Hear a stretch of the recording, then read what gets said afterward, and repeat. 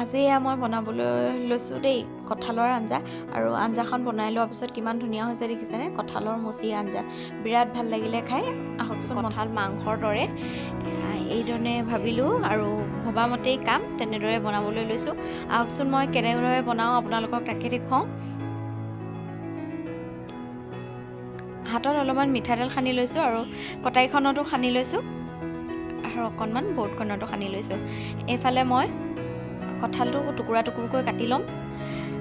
আগতে মই এনেকৈ গুচাই গুচাই কাটিছিলোঁ, কিন্তু মোক বহুতে কৈছে যে এনেকৈ টুকুৰা টুকুৰকৈ কাটি বইল কৰি ল'ব লাগে, তেতিয়া আঠাটো ইমান নালাগে। সেই গতিকে মই আজি এনেদৰে প্ৰথমবাৰ বনাবলৈ খুজিছোঁ, বাকলিয়ে ছাকলিয়ে বইল কৰি।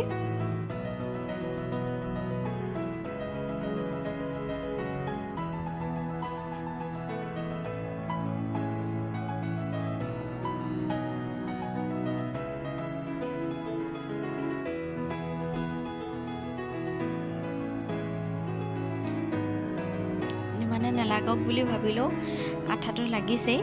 আৰু এইখিনি মই এনেদৰে ফালি ফালি ল'লোঁ আৰু এটা ডাঙৰ কুকাৰ লৈ লৈছোঁ, তাতে মই এনেদৰে দি দিছোঁ। আৰু বোলে কুকাৰটোত লাগি নধৰিবলৈ কাৰণে ইয়াতে বোলে পানীৰ লগত অকণমান মিঠাতেল দিব লাগে, আৰু মই সেইবাবে অকণমান ইয়াতে মিঠাতেলো দিম।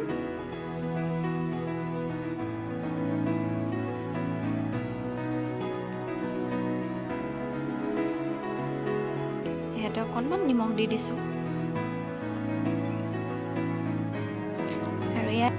আৰু এই কঁঠালখিনি বইল হ'বলৈ দিলোঁ। আৰু তেতিয়ালৈকে মই ইয়াত খুন্দি লৈছোঁ কেইফুটামান নহৰু আৰু কেইটুকুৰামান আদা, আৰু ইয়াতে লং, ইলাচি, ডালচেনি এইখিনিও দি দিছোঁ ইয়াতে, আৰু কেইটামান জালুকো দিছোঁ। আৰু এইখিনি মই এতিয়া খুন্দি ল'ম। এইখিনি ধুনীয়াকৈ খুন্দি ল'লোঁ মই। আৰু ইয়াত দিছোঁ মই ৰেড চিলি, জিৰা, ধনিয়া আৰু অলপমান গৰম মছলা আৰু আদা, নহৰু, হালধি আৰু লং, ইলাচি, ডালচেনি এইখিনি ইয়াতে দি দিছোঁ।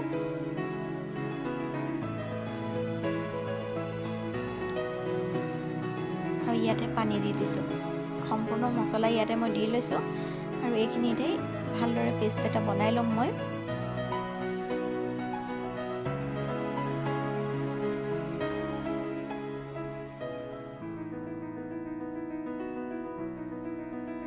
আৰু ইয়াত এটা মই প্ৰেছাৰত চিটি মৰাই ল'লোঁ আৰু এইখিনি উলিয়াই লৈছোঁ।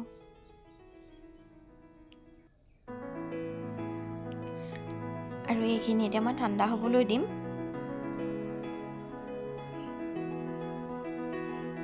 এইখিনি বাকলিখিনি মই গুচাই ল'লোঁ, আৰু গুচাওঁতে মোৰ হাতখন একদম ঢৌ ফুটি গৈছেগৈ। অলপ অলপ গৰম হৈয়ে আছিলে ভিতৰতো। আৰু এইখিনি মই এতিয়া টুকুৰা টুকুৰকৈ কাটি লৈছোঁ।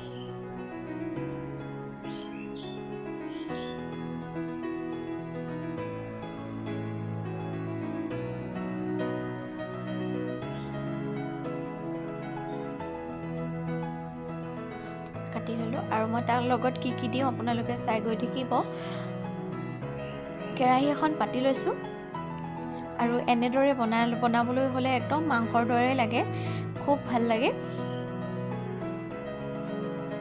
এতিয়া মই কেৰাহীখনত তেল গৰম হ'বলৈ দিছোঁ। এতিয়া ইয়াতে মই কেইপিচমান আলু ফ্ৰাই কৰি ল'ম।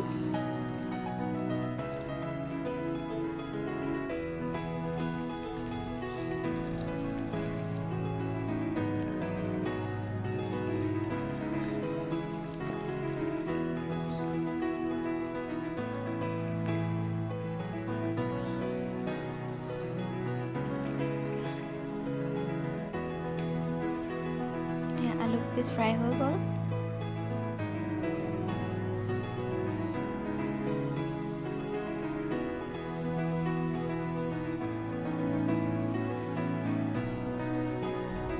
আৰু ইয়াতে মই ডাঙৰ ডাঙৰ কাটি লোৱা ডাঙৰ ডাঙৰ 3টা পিঁয়াজ, এই পিঁয়াজখিনি ইয়াতে দি দিছোঁ। আৰু এইখিনি অলপ দেৰি ভাজি ল'ম এতিয়া মই।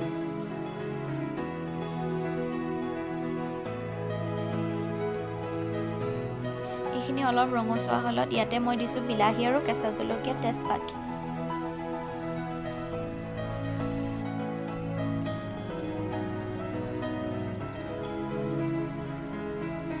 আৰু ইয়াতে এচামুচ নিমখ দি দিছোঁ আৰু হালধি মই পেষ্ট বনাই লোৱা মছলাখিনিতে দি থোৱা আছে সেইবাবে মই হালধি নাই দিয়া ইয়াত আৰু এয়া মছলাখিনি দি দিলোঁ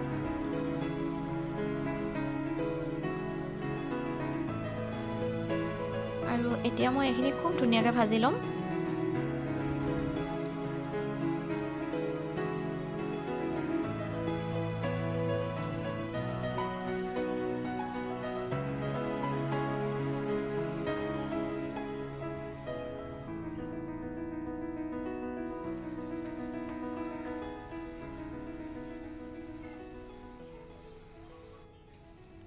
এতিয়া ইয়াতে মই কঁঠালখিনি দি দিম আৰু লগতে মই ইয়াত ফ্ৰাই কৰি লোৱা আলু কেইপিচো দি দিম ইয়াতে মই বইল কৰি লোৱা কঁঠালখিনি আৰু ফ্ৰাই কৰি লোৱা আলুখিনি এনেদৰে দি দিলোঁ আৰু দুইখিনি প্ৰায় সিজিয়ে আছে আৰু এতিয়া এইখিনি কঁঠালখিনিত মই কমচে কম জুই কমাই পেলাই 20 মিনিটমান সময়টো ভাজিম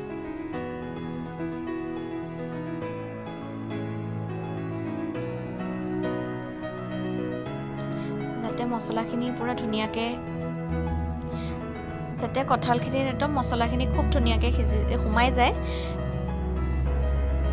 এতিয়া এইখিনি মই ঢাকি দিম 20 মিনিটমানৰ কাৰণে একদম 20 মিনিটমানৰ পাছত এইখিনি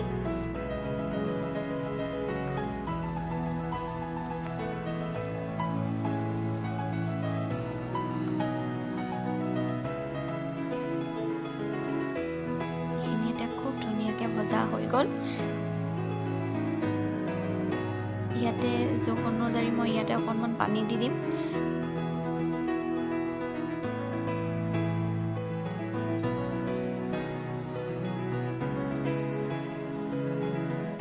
আৰু এইখিনি মই এতিয়া উতল আহিবলৈ দিম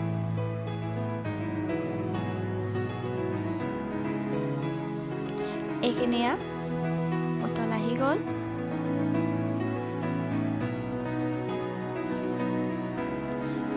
ধুনীয়াকৈ মোৰ কঁঠালৰ তৰকাৰীখন হৈ আছে আৰু ইয়াতে মই আকৌ হ'ব সময়ত এচামুচ গৰম মছলা দি দিছোঁ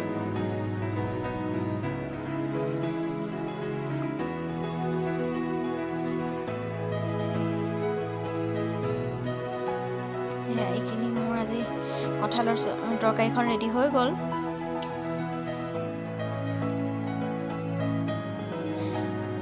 আজি মোৰ এফালে কঁঠালৰ তৰকাৰীখনো হ'ল আৰু এফালে আছে কলডিল আৰু মচুৰ দাইল মাছৰ আঞ্জা আজি ভাত সাঁজ এনেদৰে খালোঁ দেই দুইখন খুব জুতি লগা আঞ্জা আছিলে বিৰাটেই ভাল লাগিলে আজিলৈ ভিডিঅ'টো ইমানেই আছিলে আকৌ এবাৰ লগ পাম অন্য এটা ভিডিঅ'লৈ আজিলৈ আহিলোঁ বাই বাই